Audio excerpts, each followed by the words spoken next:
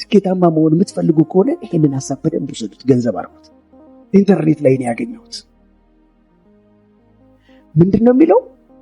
አንድ የገጠር ጎረምሳ እድሜው ለማግባት እንደደረሰ እናትና አባቱ ዳሩት።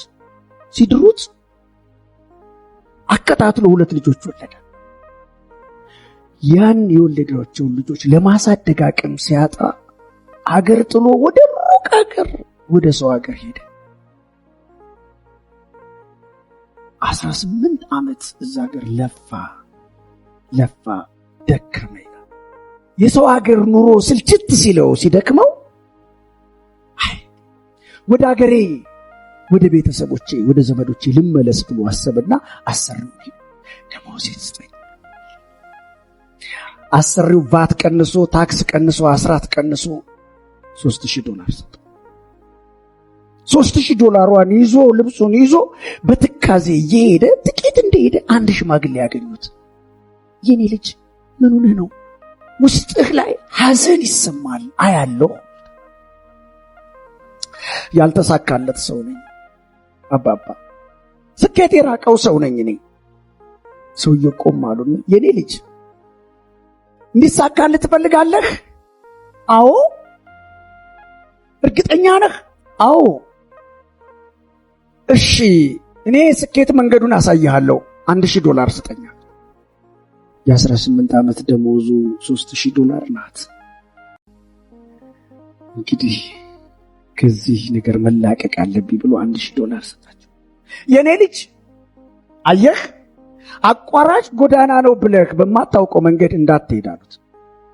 በቃ አላቸው። አዎ ግን ሌላም እሰጥሃለሁ አሉት። እሺ ምንድነው ሲላቸው፣ ሁለተኛውን እንድነግርህ ትፈልጋለህ?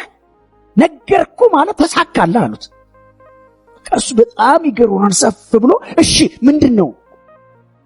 በማያገባ ነገር ጣልቃ አትግባ። እንዴ በቃ? አዎ ሶስተኛውን ነገርኩ ማለት አበቃ አሉት። እና $1000 የተቀበለ $3000 ሶስተኛውን የኔ ልጅ አሉት፣ ሶስተኛውን እየነገርኩ ነው ስማ አሉት። ለክፉ ነገር እንዳትቸኩል በቃ። አዎ $3000 ሰጥቶ 3 ነገር ተቀብሎ የሄደ ጥቂት እንደራቀ የአገሩን የበቅሎ ነጋዴዎች ያገኛል። የበቅሎ ነጋዴዎችን ያገኝና ከዛ ከነሱ ጋር እንዴ የአቶ እንትና ልጅ ነህ አይደል እንዴ? ገርጥተሃል፣ ነጥተሃል እኮ አሉት። አዎ አገር ጥዬ ሂጄ እንደዚህ ሁኜ ወደ አገር እየተመለስኩ ነው አላቸው። ታዳኛም እኮ ወደዛው እየሄድን ነው ና እንሂድ አሉትና ጥቂት እንደሄዱ በዚህኛው መንገድ እኮ አቋራጭ ነውና ቶሎ እንደርሳለን አሉት። ከዛ አብረው ጥቂት እንደሄዱ የሽማግሌው ቃል የኔ ልጅ አቋራጭ ጎዳና ነው ብለህ በማታውቀው መንገድ እንዳትሄድ የሚለው ቃል ክሊክ ሲያረግበት ይቅርታ እኔ መንገድ ስለማላውቀው እና እናንተ ሂዱ፣ በማውቀው መንገድ ይሻለኛል፣ በረጅሙ ጎዳና ልሂድ ብሎ ተለያቸው እና ሂዶ አንድ ከተማ ሲደርስ ከሚድናይት ላይ 6 ሰዓት ላይ ይደርሳል ይላል ጽሑፉ። 6 ሰዓት ላይ ልክ ሲደርስ ማደሪያ የለም፣ ሁሉም ተዘጋግቷል። ከዛ አንድ ጎረምሳ ጥግ ላይ ጸጉሩን እንደዚህ እየተቀለለ ቆሟል እና ተቀም የሚያሳድረኝ ቤት እግዚአብሔር ምለው የለም ሲሉ መሽቷል እኮ ምን ሆነሃል? ያማል እንደ በዚህ ሰዓት እስኪዛ ኩራዝ የሚበራበት ቤት ሂድና እንደው ካልገደሉ ነው እዛ ጠይቅ እስከ ከዛ እንደምንም ሄዶ የሩቅ ሀገር እንግዳ ነኝ ማደሪያ አጥቼን ቤት እግዚአብሔር ነው ግባ ብሎ ልክ ገብቶ ቁጭ ብሎ የእግር ውሃ መጡለት። መታጠብ ጀመረ። ከመተ ነው ሲሉት ከእንደዚህ ሀገር ምናምን በየትኛው መንገድ ነው የመጣው አሉት። በዚህ የሚገርም በዛ መንገድ የመጡ እኮ የበቅሎ ነጋዴዎች እኮ ሽፍታ ገደላቸው አሉት። ከዛ እሱ ያንን ምክር እያሰላሰለ እንኳን ሰለሜ ብዬ አቋራጭ ጎዳና ነው ብዬ ነፍሴን አላጠፋው እያለ ከዛ ወዳው የሰውየው ባለቤት ከጓዳ ስትወጣ ግማሽ ዘንዶ ግማሽ ሰው ናት ምግብ ይዛ ስትወጣ በስመ አብ ወመንፈስ ቅዱስ በስመ አብ እንዴት አንተ ሰው አይደል ከዘንዶ ጋር እንዴት ትኖራለህ ሊል ሲል ሰውየው በማይመለከት ጉዳይ ጣልቃ አትግባ የሚለው ቃል እያለ ዋጠው። ከዛ ሰውየው ሲያየው ምንም አይናገርም። ምግቡን በላ ጨረሰ። ከዛ ወደ ውስጥ ገባ። ከዛ አመጣውና ባለቤቱ ይዞት ወደ ውስጥ ገባና አየህ አለው፣ አንገት፣ እግር፣ እጅ ተቆራርጧል፣ ክምር ሆኗል። ይህን ሁሉ እኔ ነኝ የገደልኳቸው አለው። አንተ ግን ከመሞት ተርፈሃል አለው። ትገርማለህ፣ እንዳንተ አይነት ሰው አይቼ አላቅም አለው። ለምን እንደገደልኳቸው ታውቃለህ አለው።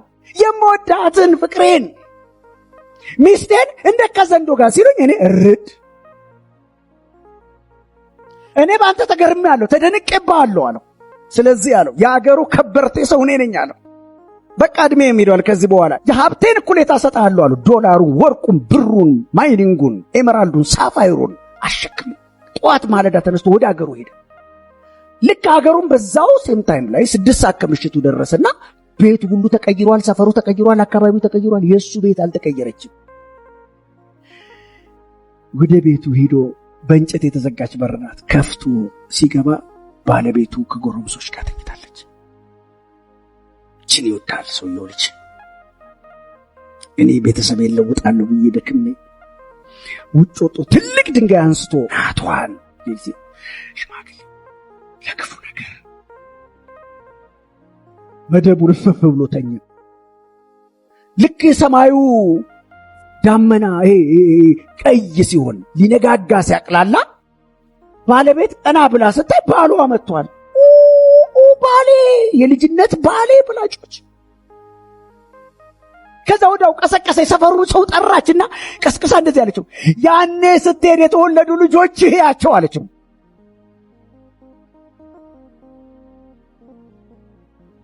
ስኬታማ መሆን ትፈልጋላችሁ? ማይንድ ኦን ዩር ቢዝነስ። በማይመለከታችሁ ጉዳይ ላይ አትግቡ።